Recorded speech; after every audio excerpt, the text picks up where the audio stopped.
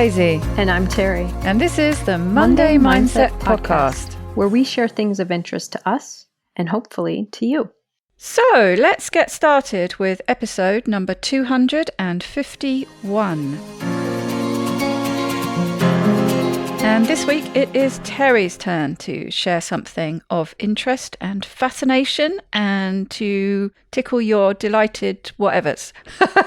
Terri, what do you have? Well, Daisy, first I have a Lauren Bacall voice because I have a cold yet again. So hopefully... Is this a new one or an extension of the previous one? I think it's Winter Cold 2.0.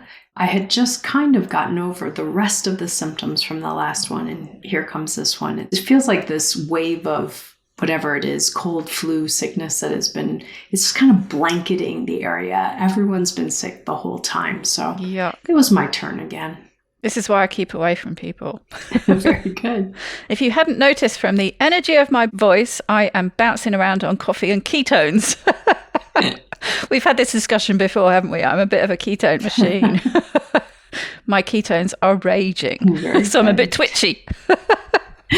Well, that will fit in somewhat with today's topic. Oh, good. Once again, I found a new podcast. Whoa. You're on a roll. It's called the Jefferson Fisher Podcast. And who is Jefferson Fisher? He's an attorney in Texas, and he wrote a book about communication. So all of these episodes are about communication. And I thought, well, that's always a good topic.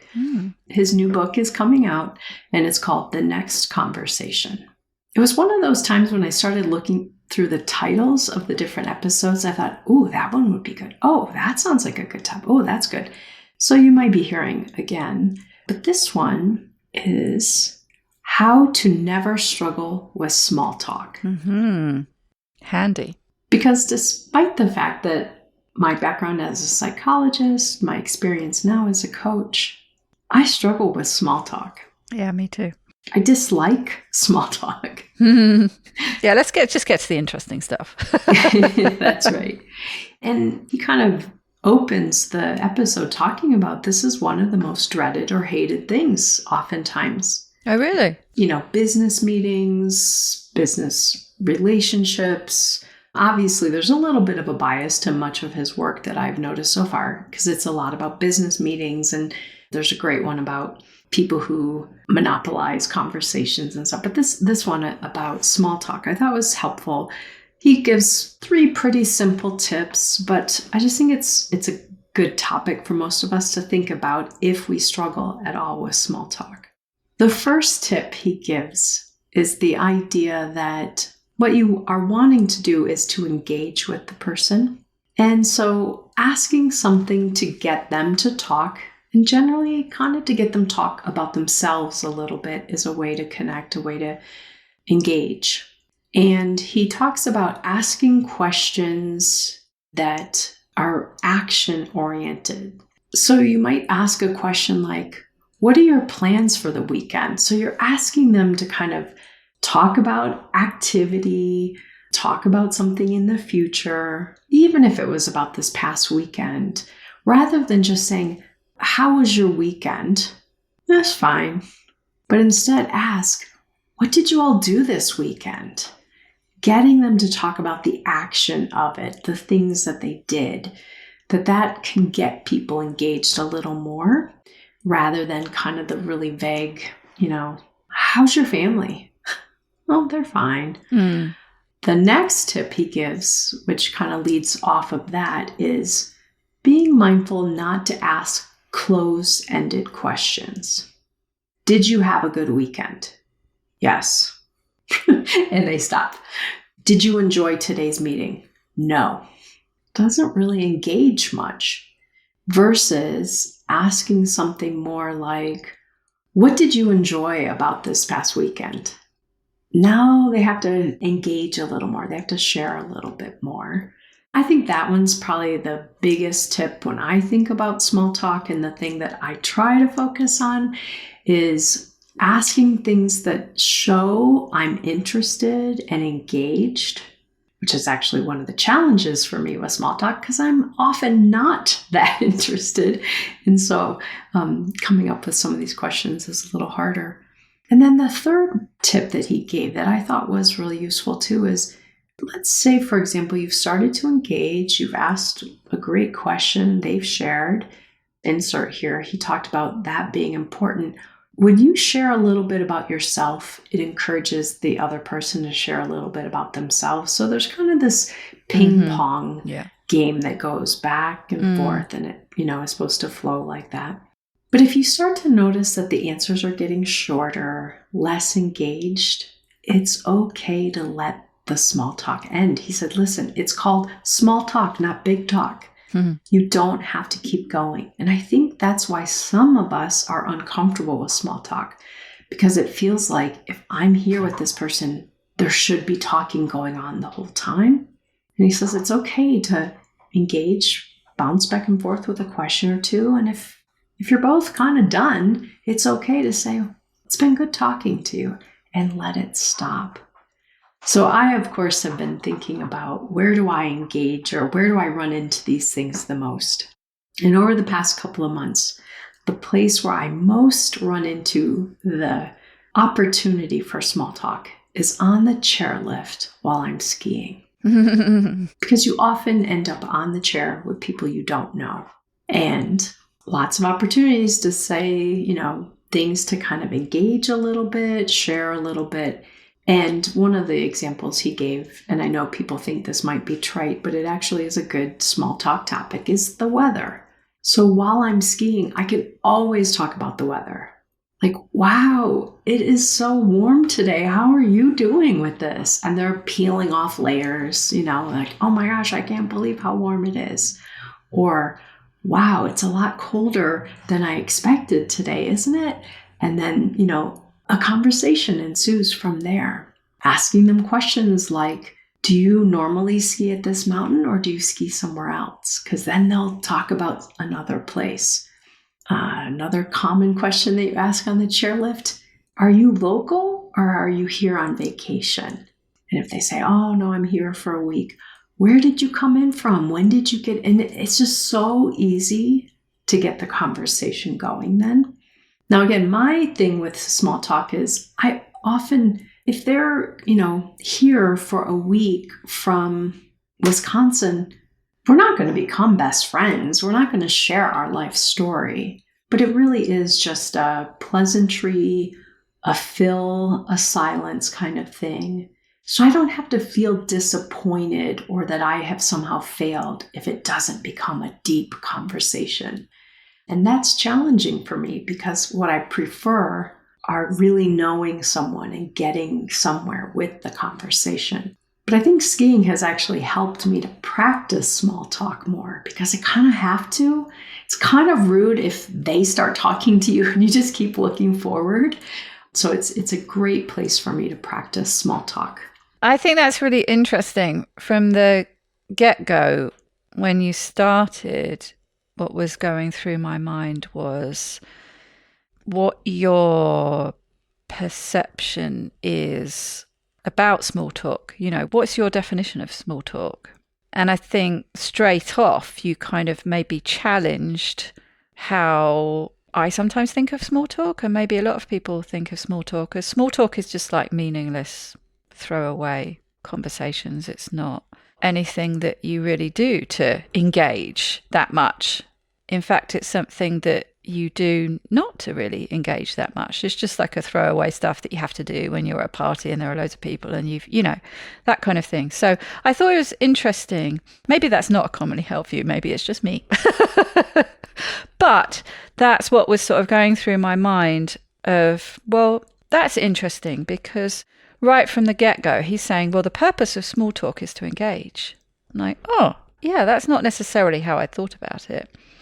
And so you're then thinking a bit differently about the kind of conversations you're having. And I liked that he gives you some tips. And again, the sort of the mindset around it, the context that you're looking at small talk is framing your questions in such a way that they are a conversation opener, not a conversation closer. Mm-hmm. So again, if you're not thinking of it as a throwaway thing, if you're thinking of it as having a goal to engage with that person, even if you're only engaging with them for a few minutes.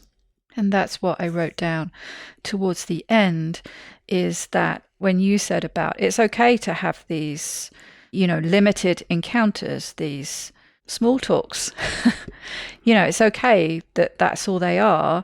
But actually, it made me think of the number of times that I've engaged with people in that way, and it's usually on dog walks. And that's the great thing about dog walks, because you've got an in straight away. Doesn't matter who it is.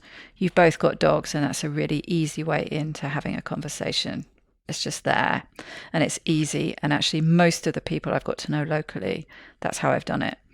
And I had just one of those encounters this morning with a guy who, when I walked away from it, I knew what he did that morning. He'd been to Rye Harbour and had a walk there. He told me about the problems he'd had with the dog-on-dog encounters, and that it was problematic. We, on the other hand, had a really good, enriching dogs-on-dogs. He's got 3, I've got 3, and we both have dogs that have a few issues, and we were having a chat, and everything was really nice and calm, and the dogs were interacting, and it was brilliant. So we both gained something from that encounter, a positive thing, that we walked away. We both walked away quite happy that our dogs had behaved and got on well with each other. And particularly for him, he'd had a not so great encounter earlier this morning. And he then went on to have a better encounter, learn about some different dogs. I found out what mixes his dogs were, he found out a bit about mine. So, I thought that was really great, as I don't think of myself as being a great small talker, but actually maybe I am better than I think, and that I do engage in more of those small talk episodes than I think I do. And I almost always walk away from them feeling that it's enriched my day in some kind. Mm-hmm. So, this goes back to the importance of connection, doesn't it? Even if it's, I don't want to say a meaningless connection, because it's not meaningless at all, but it's not, it's not somebody you're going to go on to be best friends with. It may be somebody you're never going to see them again. But it's not to say that you didn't get benefit from that and that it didn't enrich your day in some way. So for me, listening to what you were saying, it's just sort of reframed how I think of small talk. And thinking of it as a way to engage with people, and then following on from that, thinking of the kind of questions. And I can remember somebody else talking about this, and it was to do with social engagement. And they were talking about reframing some of your questions. And actually, it did really fit into this category, because it was conversations you have with people at a party or a get-together of some kind, and making those a bit more interesting and engaging. So instead of, that typical, so what do you do? What do you love about what you do? Mm-hmm. Straight away, that brings something else. And it is a conversation opener, like you were saying about, what did you get up to this weekend? What did you enjoy doing this weekend? Straight away, that's going to tell you something about what that family does, maybe their hobbies. Straight away, that's something that could be interesting. Even if it's not directly interesting to you, it's going to make an interesting conversation. I've told this story so many times, but the guy I went to have dinner with that I helped sell his house, he didn't strike me as somebody that we didn't really have anything in common, very big age difference, invited me out to dinner to say thank you. And I was kind of dreading it a bit. But no, I purposefully went into it. I'm going to ask those kind of questions. I'm not only going to ask questions that pull things out of interest and get him talking, but I'm going to go into it with the mindset, I am genuinely interested in this guy and finding out a bit more about him. And that's what I did. Had a very enjoyable evening. It wasn't some kind of friendship that developed, although he did actually end up coming and having a meal at my house before he went back. But, find the interesting stuff in that person's life, because there'll be plenty of it. But sometimes it's up to you to dig it out. But it's got to come from a place of being genuinely interested and genuinely wanting to engage. And I think taking away that pressure of putting too much onto it, that actually there's real value from looking for that engagement and genuinely having that interest in someone just for a 5-minute chat on a ski lift, that has inherent value. It doesn't need to be anything other than that. you will end up have added a little something to their day and vice versa. I think that's a really good point, Daisy. And at the end of his podcast, he takes a question from a listener. I think they write it into his newsletter maybe. And someone asked about kind of I'm at a party and I tend to be kind of the person standing in the corner alone. How can I manage this? And it made me really just think about what you just described of, chances are good I'm not going to become best friends with a lot of people here at this party. But depending on the situation, if I'm at this social gathering or party because of who's hosting it, the other people walking around and I have something in common. We know this person. And so even just the small talk of, well, how do you know Sarah? And, oh my gosh, I have to tell you a funny story that happened one time when I was with Sarah. And, it's easy, but also there's no pressure. You don't have to become best friends. Just being polite, being engaging, and then saying, it was so great to talk to you. But the other thing you mentioned about being on the dog walk that I think is helpful for many of us with small talk is that you have an out, that you do have a way to close it and move on. Yeah. So even at this social gathering, you can say, it's been really nice getting to talk with you. Maybe we'll get to talk more later. I see someone over there that I haven't seen in a while. I'm going to go over there, but thanks for chatting with me. Again, each person feels good about that, but it doesn't have to go into that really awkward, like, oh no, what else do I have to talk about with this person? And then the other thing you brought up that I think is helpful for me, even skiing, is I'm always looking for someone else in my general skill level who is local, because some days I go skiing alone and it would be great if they wanted to meet up and ski. It is more fun to have someone to ski with. Again, we don't have to become best friends, but if we enjoy that conversation on that chairlift, we might exchange information so that we could meet up and do this again. My partner, Erin, has been on a chairlift with people before, and they start talking about the conditions. And this guy asked one day, oh, have you gone down this run today? And she said, no, I didn't know that one was open, or I didn't know. He's like, yeah, follow me. And so she went and did a really great run with this total stranger. Now this is starting to sound like a scary movie setup here, but you may find that by engaging in the small talk, it does lead to something. You have made friends with people that you've met in dog parks before because you see them often, you talk, you two connect, and you show up at the same time again, So there is the possibility that small talk does lead to further connection. Yeah. And based on all of this, I'm thinking about in a little bit after we finish recording, Erin and I are going skiing. And it's, of course, easier to ski with someone I already know. Small talk on the chair. It's not small talk anymore. We'll talk about a grocery list probably, something really exciting. But we are going to meet up with a man that she just met last night through a mutual friend. And this man is 85 years old and doesn't have anyone to ski with.